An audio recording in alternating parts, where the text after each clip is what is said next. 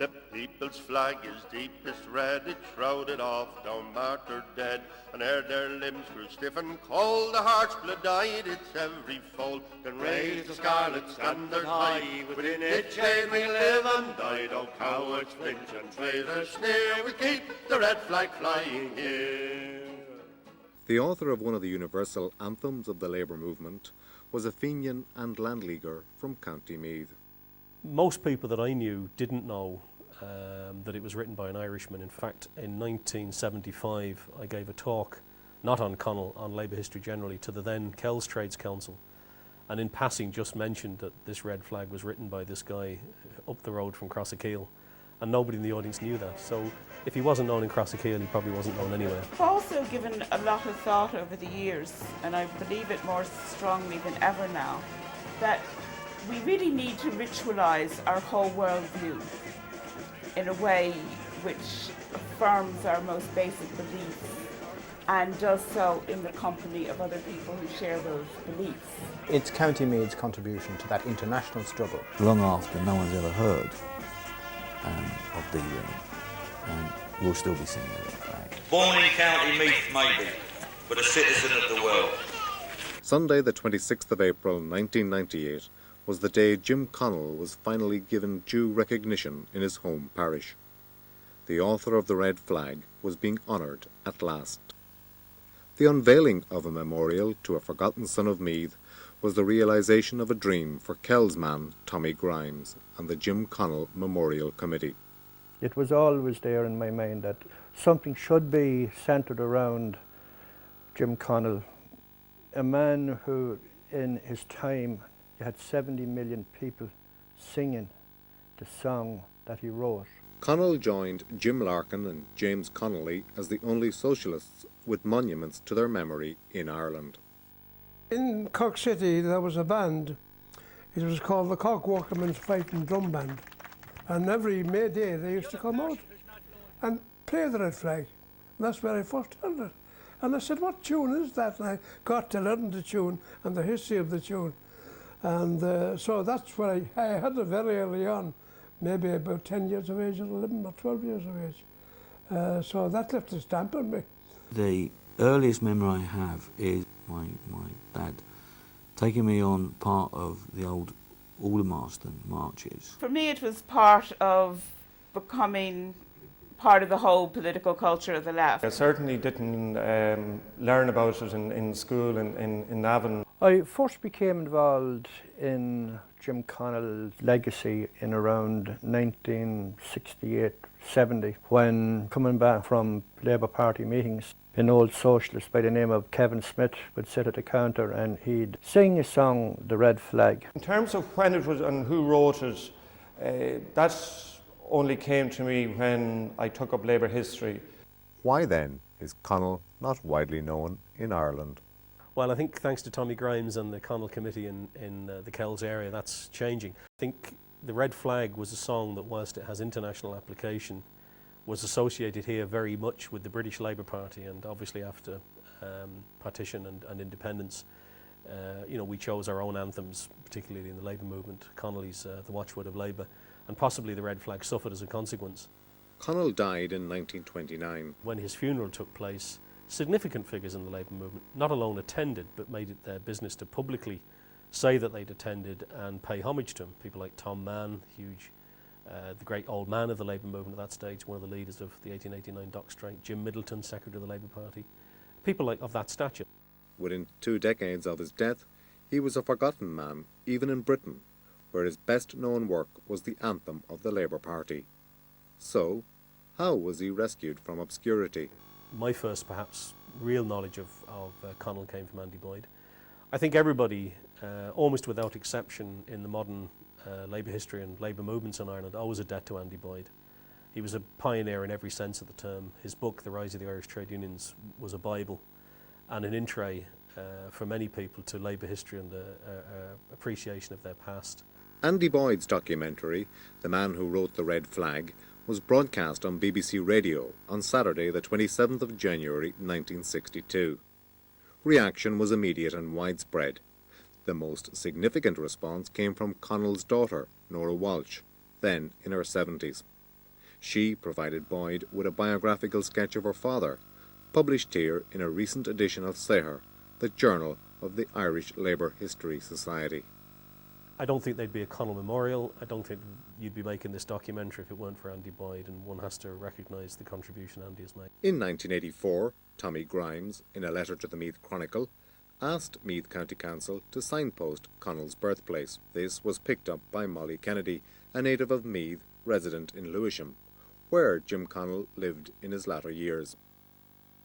In 1992, a stone from Connell's birthplace was framed by Navan artist Jim O'Brien, pictured here on the right, and placed in the newly opened Irish Centre in Lewisham. The British Labour Party marked the centenary of their anthem by unveiling a plaque at Connell's home in Stondon Park. He moved to Dublin, where he came under the influence of utopian socialist John Landy. Connell emigrated to London in 1875, aged 23. I also think personally that London was an attraction to him. He was, I think, not contained either by rural Ireland or by Dublin. We know he was active in trade unions, and we know at that period that organisation among stock workers in Dublin was extremely difficult, short-lived, and you probably paid a heavy price of ostracism by the employer afterwards. But I think once he got to London, he'd found his milieu. He found a bohemian intellectual circuit, if you like, which he readily tapped into. According to Who's Who, he worked as a dock labourer, navvy, railwayman, draper, journalist, lawyer of a sort, and at all times a poacher. And many is the time he walked into a pub in London or into a working man's club with maybe 4 or 5 hares and rabbits thrown over his shoulder, and he'd just throw it to the people there. From 1909 until his death 20 years later, Connell was secretary of the Working Men's Legal Aid Society, based just off Fleet Street in 115 Chancery Lane. The society processed workers' compensation claims. Trade unions in those days would have had very limited experience of compensation. They were small organisations by today's standards in terms of resources, and they wouldn't have employed legal officers or research teams as would be commonplace now. His appearance is mighty. He's always described as wearing this big sombrero hat, red cravat or tie, always flowing, Inverness cape, huge big moustache, twinkling eyes, big man. And big man in not just the stature, which apparently he had a big stature, but big man in the sense that he filled the room with his personality. So everybody that met him was impressed by this. I mean, he's almost a cartoon figure. He always wore a red or a green tie, the colours being self-evident. And I think his appearance, if you like, and the care about his appearance was part of a persona that he cloaked himself in. In 1882, the man who once claimed to have written a love poem for every girl in Dublin married Catherine Angier.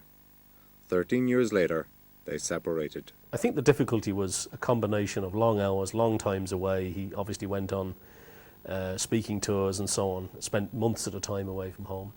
He also, when he was at home, was probably down the pub or holding court in the Golden Ball in Fleet Street or out poaching, and appears with drink on him, and drink appears to have been, unfortunately, an element of his later life, to have been quite a difficult person, and clearly there was huge strains.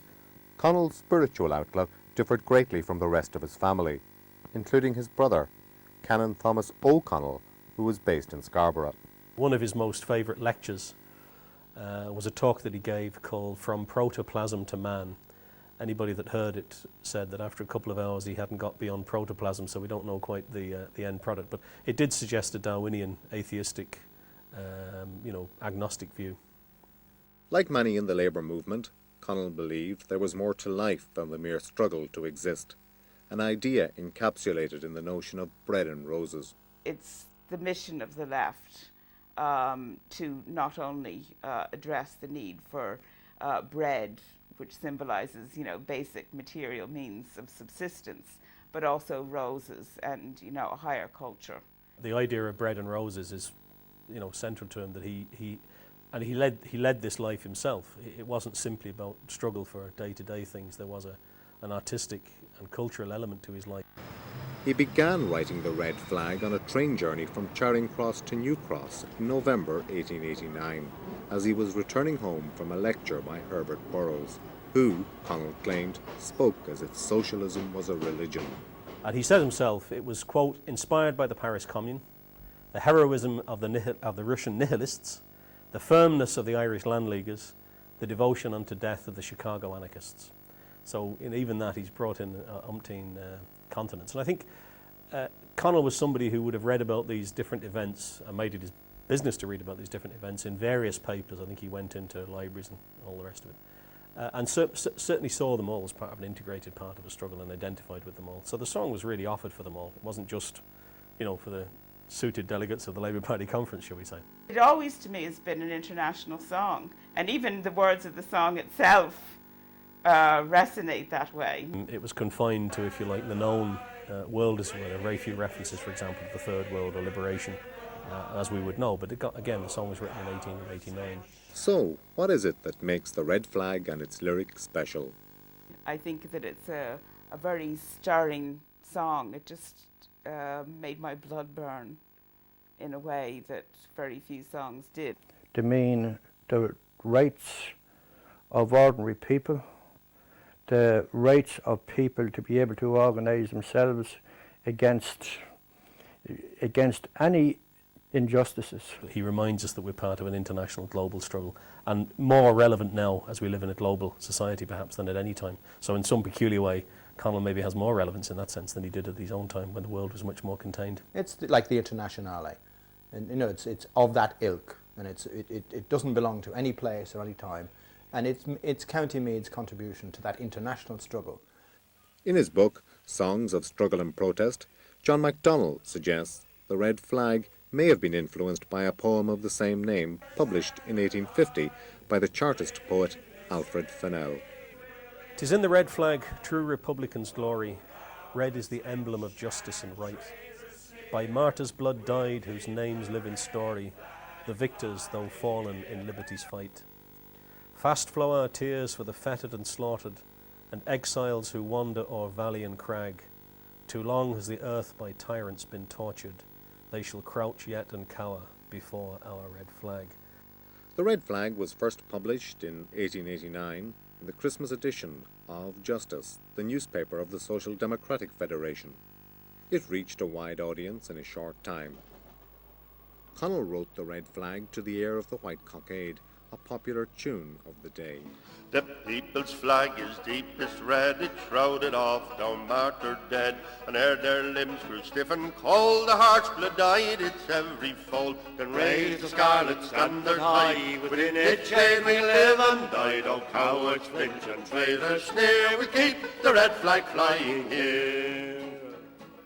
Within a decade, the air was changed to Tannenbaum, much to Connell's disgust. The people's flag is deepest red, it shrouded off our martyred dead, and ere their limbs grew stiff and cold, their heart's blood dyed its every fold. I can understand why it was switched. I don't know quite who. Well, A.S. Headingley supposedly switched it. In a way, the White Cockade is quite a difficult song. If you tried to sing it, it's quite a difficult song to sing. The keys and air are quite catchy, quite problematic. I'm a Tannenbaum person, as much as Connell would disapprove. I just find it more stirring. I know it's very dirgy, but I like that. I like things that evoke a whole worldview and life and death and commitment and danger and all of that. And that I love the Tannenbaum air to it. It's more social in its resonance. Connell was not alone in his disdain. George Bernard Shaw described the Tannenbaum setting as a funeral dirge to the eels. I quite like hearing the Red Flag in the White Cockade version, and perhaps if the Labour Party are looking for a new image for the Red Flag, maybe we should go back to Jim's original penning of the song, because I think that might be the one that's got a bit more oomph in it. In 1925, Ramsay MacDonald tried to replace the Red Flag as the official anthem of the British Labour Party, and the party newspaper, the Daily Herald, offered a prize of £50 to the song which best fitted the bill. None was found. Connell, by then in his early 70s, was on hand to hear the verdict. He was allegedly at the back of the hall in tears and simply said, "They've ruined me poem." Connell wrote much more than the Red Flag. His verses appeared extensively in the Labour and Left press. Much of his verse can be found in a collection called Red Flag Rhymes. Oh, grant me an ownerless corner of earth, or pick me a hillock of stones, or gather the wind-wafted leaves of the trees to cover my socialist bones. Though small is the debt that humanity owes to this shrunken remainder of me, yet I deserve that my litter at last from that taint of the thief shall be free. Works such as The Truth About the Game Laws, which sold over 80,000 copies, reflect his passion for rural life. His pamphlets include Socialism and the Survival of the Fittest and Brothers at Last. He certainly wrote well and was a person that wrote cogently, well thought out ideas, intellectually good talent. And again, if you look at the titles of those things, he did have a very thoughtful manner. I mean, he applied, if you like, a lot of what he learnt from nature to human behaviour and didn't like the unfettered survival of the fittest. Connell wrote other songs too. Many of his poems were written to be set to music. I think that is also interesting, and it's an element of Connell's life which he has in common with a number of people. Joe Hill, the famous Joe Hill, the Wobblies leader, Woody Guthrie, Ewan MacColl of a later generation, maybe even Billy Bragg to the present day, who wrote songs purposefully for use in the movement. I mean, the song was written not to go into a songbook or to be on a disc. It was written to agitate, to encourage, to lift people and to be sung on the street. I think Connell will be delighted to know that's in effect what it became. Connell was a Fenian, a Landleaguer, but above all a socialist. His love of poaching and antipathy to landlordism and employers are interconnected. There doesn't seem to be any evidence that he was a member of the Communist Party. On the other hand, he clearly had a Marxian view. He died in the 20s, 1929, so he died before perhaps later revelations about the Soviet Union and the terror of the Stalin years, etc., had been fully exposed. So I think he died still holding, as many people did, a view of the utopian workers' state being created in the Soviet Union, and would have been very praising. As a social experiment, it was still perceived in those days as being the great hope.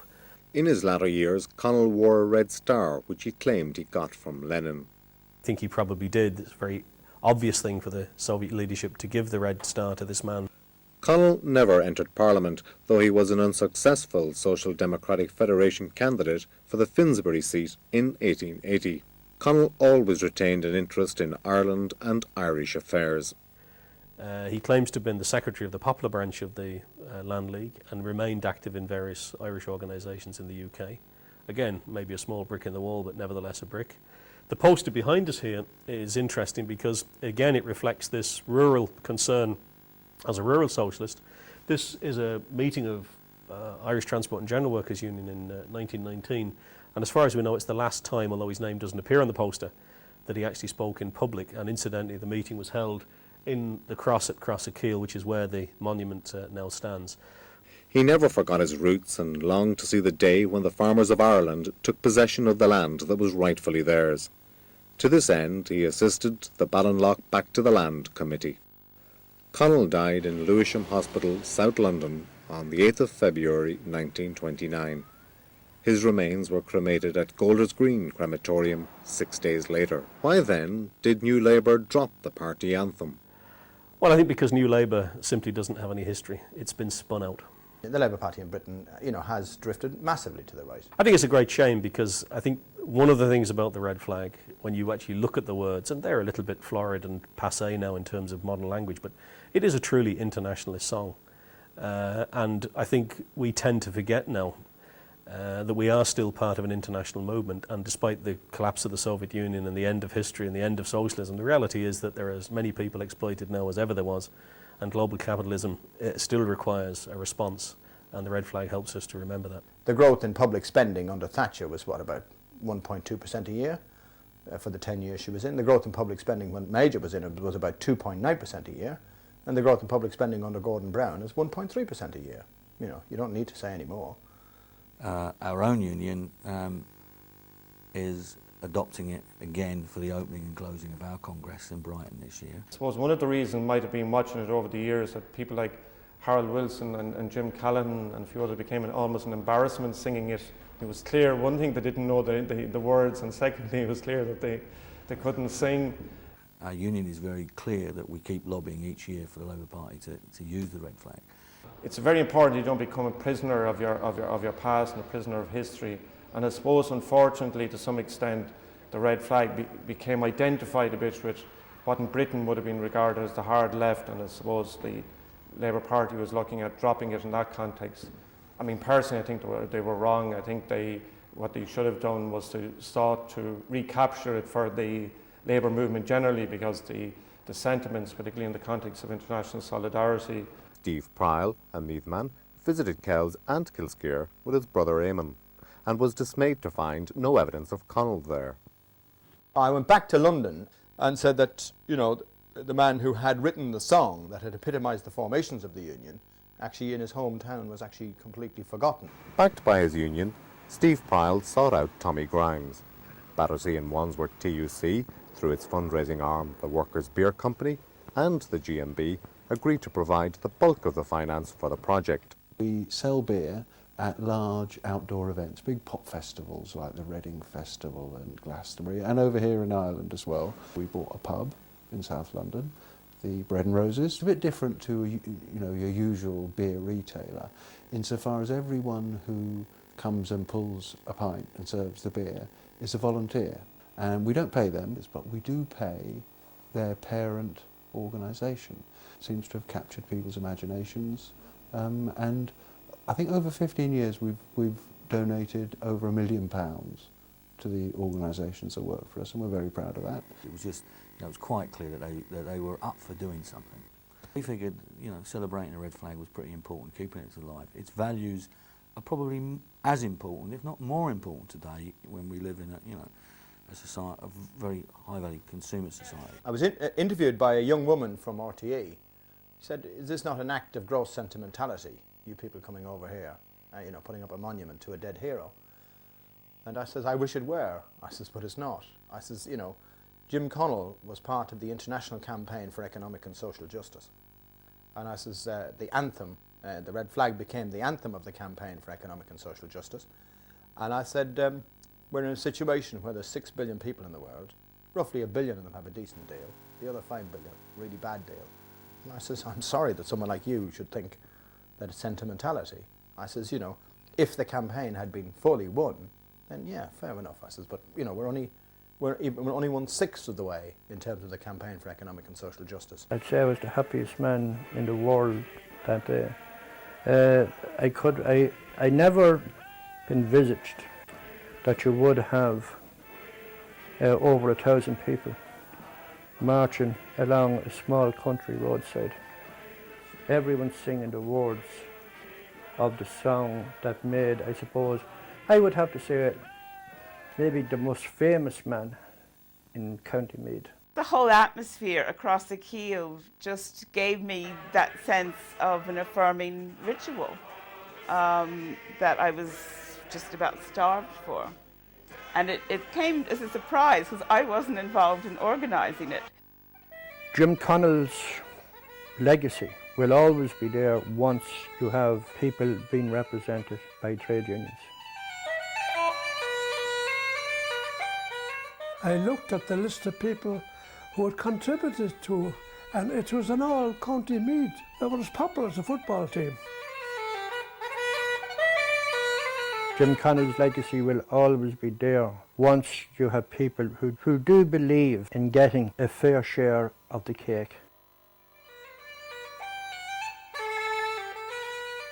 It's very hard to gauge how many people who heard Connell over a 20 or 30 year period, or who read his articles in various left press, how many of them were influenced, encouraged, galvanised into activity. But he was a significant figure in that sense.